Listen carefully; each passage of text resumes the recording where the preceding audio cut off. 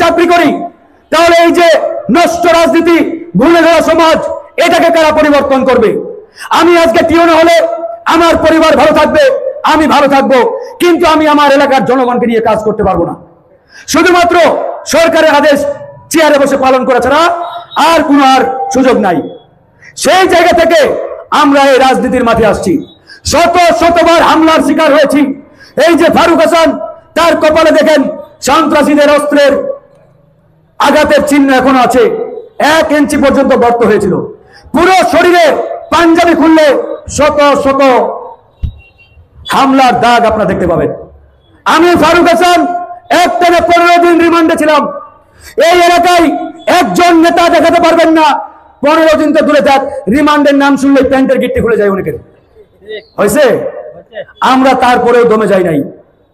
জেলে গেছি, রিমান্ডে গেছি, হামলার শিকার হয়েছি শত শতবার, কিন্তু দমে যাই নাই। আমি বলেছি আমার এলাকার জনগণের জন্য এই জীবনকে আমরা উৎসর্গ করে দিয়েছি। জন্ম মৃত্যু সৃষ্টিকর্তার হাতে, আল্লাহর হাতে। আল্লাহ যদি এই পথে মৃত্যু লেগে রাখে, যা হবার হবে।